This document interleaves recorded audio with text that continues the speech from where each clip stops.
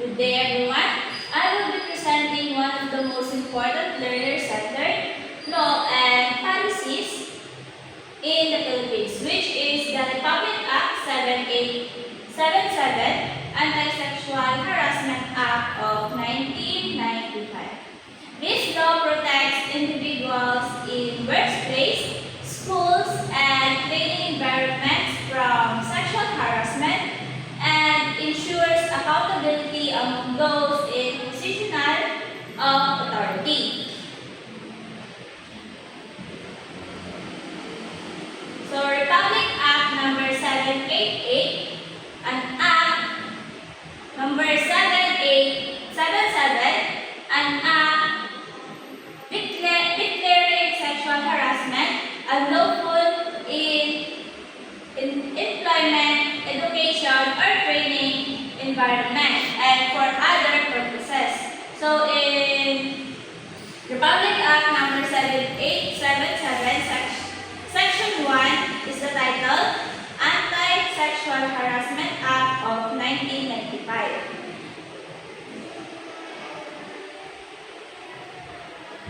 So, it outlines what sexual harassment is and who can be held liable and what institutions must do to prevent and address it.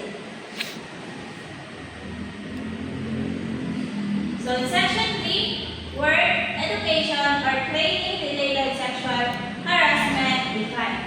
Work, education, or training-related sexual harassment is committed by an employer, employee, manager, supervisor, an agent of employer, teacher, instructor, professional, coach, trainer, or any other personnel who having authority, influence, or moral ascendancy over another in a work or training or educational environment, demands, requests, or otherwise requires any sexual favor from the other regardless of whether the demand, request, or requirement for submission is accepted by the object of the said act. This section explains that sexual harassment can be committed by anyone with authority, influence, or moral ascendancy such as the teachers, supervisors, agent employers, and so on.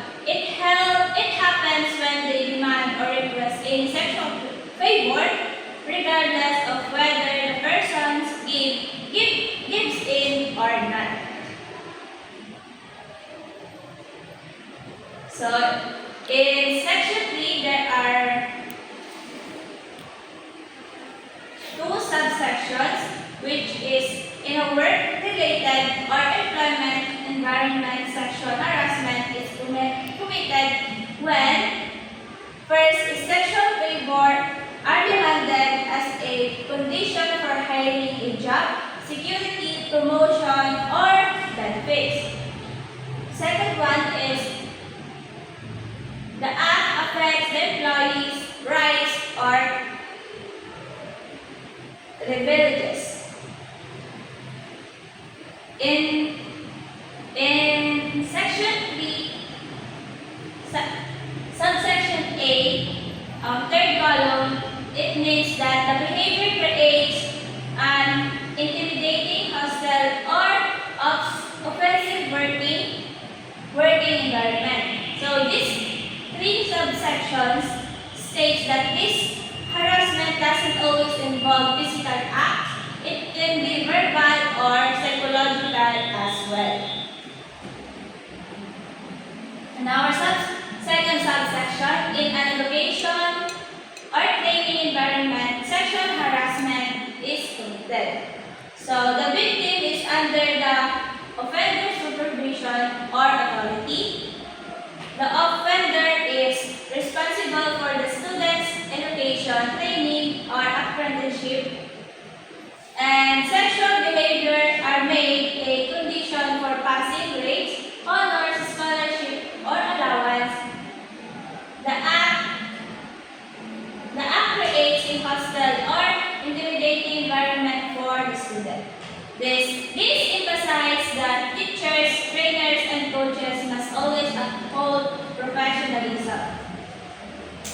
So, dito, hindi dapat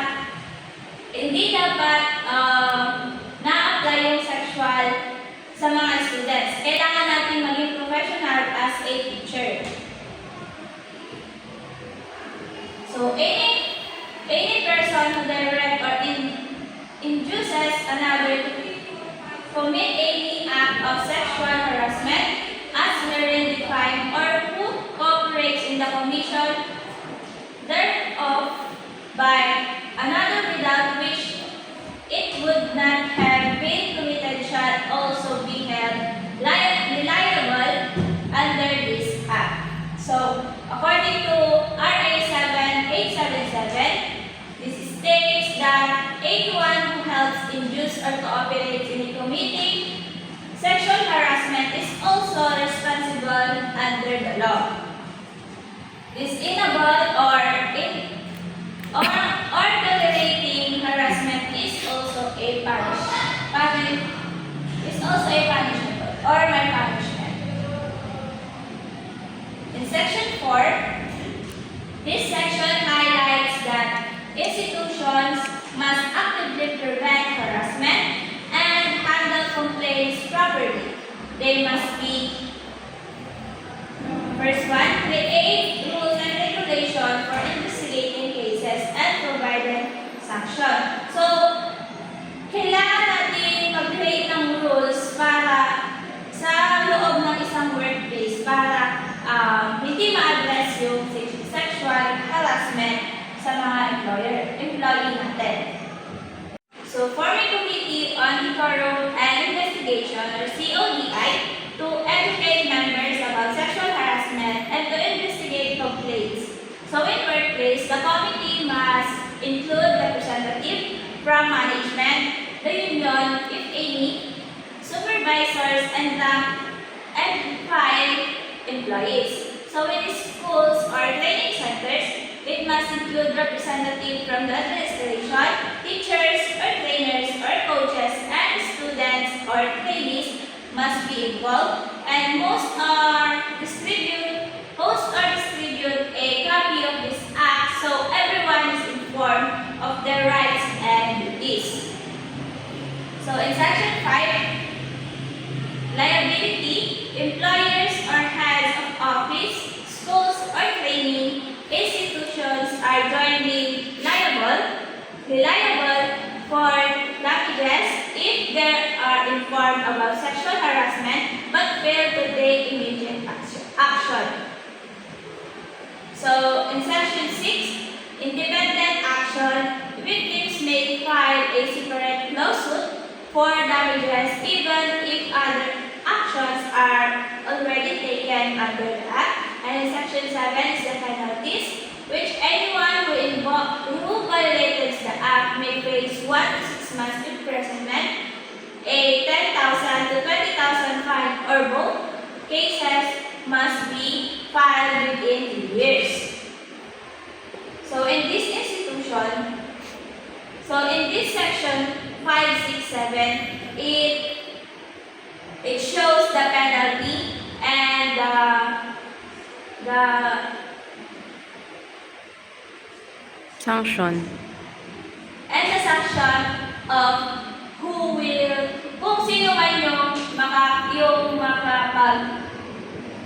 kung sino yung lalaban dito, meron siyang sanctions and penalties. Dito mo siya makikita. And lastly, in section 8, 9, and 10, so in section 8, if any part of the law is declared unconstitutional, the rest remains valid. And repealing clause, any law or rules inconsistent with this act are repealed or modified, and effectivity, the act begins effective 15 days after publication into national newspaper. RA 7877 protects individuals from sexual harassment and by clearly defining prohibited act and stressing accountability for offenders and institutions. It ensures that workplace and schools establish systems for prevention, reporting, and investigation. And overall, the law promotes a safe,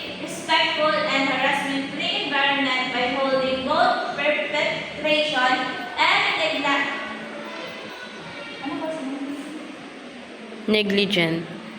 Negligent institutions responsible.